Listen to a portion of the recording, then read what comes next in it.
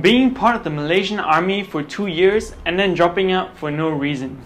Mat Komando had created Gang 13 while working as a lorry driver after dropping out of the army in the early 2000s. He had convicted 52 armed robberies only in the years of 2001 and 2002, stealing 2.5 million ringgit in cash. Though being a big mastermind, none of his gang members actually ever wore masks, made it much easier for the police to track them down. And this led the police to create Ops Api Sawit to take down Gang 13. In translation, Operation Palm Fire. Mat Komando was infamous for his sloppy tracks, though he escaped from the police twice. However, many of his gang members did not. Till one day, his partner Shukri was beaten up by Mat Komando in fear of him being betrayed. This led Shukri to spill the whereabouts of Mat Komando to the police, where the police found him in a hut in Baling in Kedah.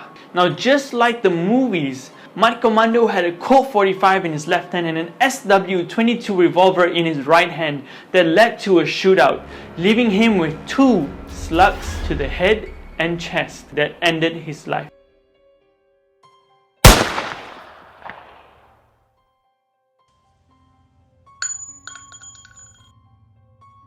Ops Api Sawit was a success.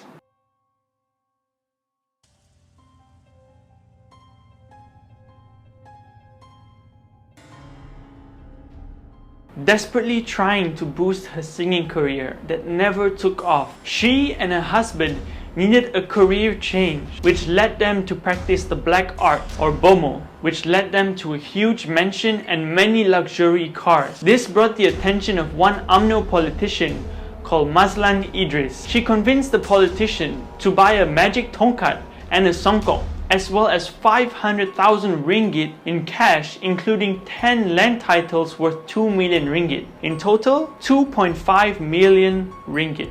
Mazlan lied down face up, being told money will fall from above. Unfortunately, the only thing that fell were 3 strikes of an axe to his neck, and Mazlan was chopped into 18 pieces. 2 weeks later, their assistant was arrested for an unrelated drug abuse. Unfortunately, this man actually brought the police to an unfinished house where Mazlan's body, or parts of his body, were stored in a storeroom. Police immediately arrested the couple and sentenced them both to death. After being sentenced to death, Mona answered to the judge, "I am happy." And even while walking to her death sentence, she smiled and said, "I will not die," before being hanged. Unaired stories suggest that she did not die on her first attempt of being hung and was actually needed to be hung twice.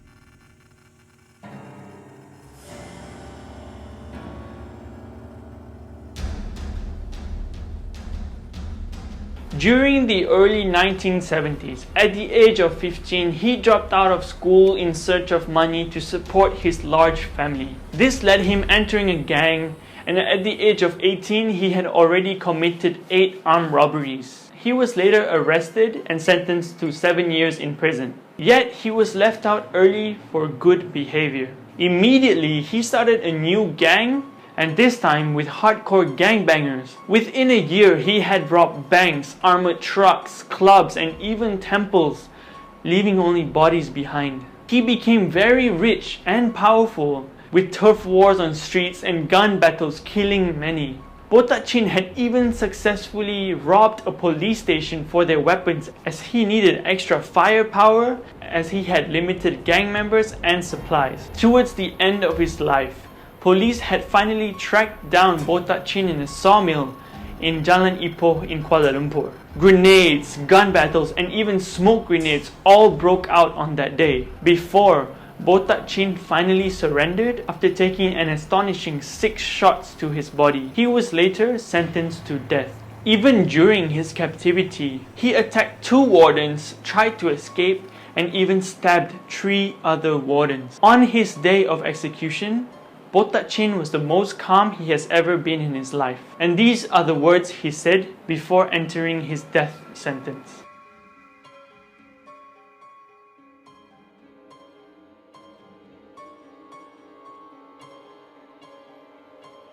In translation, here already, I feel like I ran a 100-meter race and I'm now finally at the finish line.